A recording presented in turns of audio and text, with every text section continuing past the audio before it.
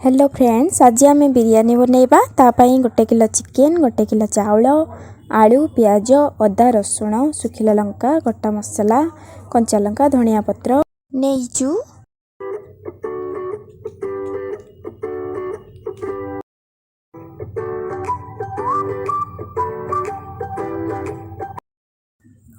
Chicken रे लुण, हलदी, दही, सरिष तेल, लंका गुंड दे आधा घंटा पाई मैरिनेट करदबा।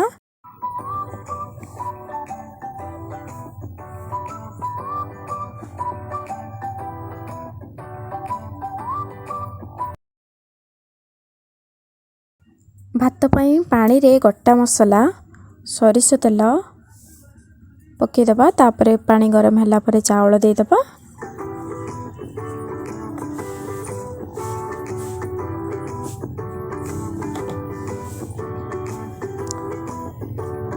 आ गोटे साइड रे तेल गरम करी आमे आलू को भाजी नबा।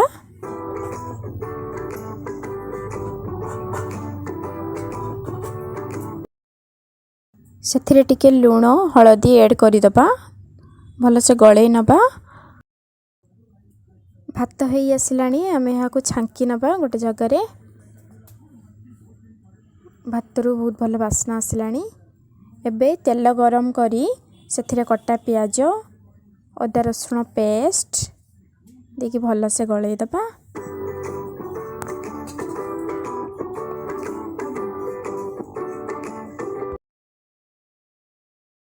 मैरिनेट करी रखी देबा चिकेन को आमे बे पकेई दबा। पकेई की भल भाबरे गळे नबा। चिकेन कसी गला भल से कसीबा पर्यंत याको गळौथिबा।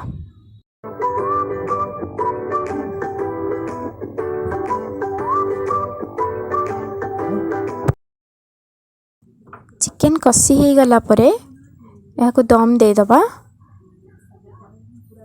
यार टेस्ट बढ़ाइबा पाई आमे एथिरे किछि भजा प्याज, कंचा लंका, धनिया पत्र, भजा आलू, कलर आसीबा पाई केसर को आमे यूज करि परिबा।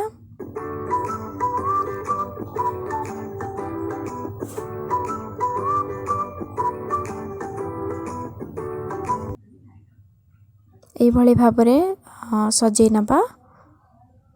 तापरे घी ऐड कर दबा। या द्वारा टेस्ट भल आसी थाए। देखंतु हमर बिरयानी रेडी हो गलानी। एबे खाइबा पाई बिल्कुल प्रस्तुत अछि। एमिति थरे बनै ट्राई करी देखंतु।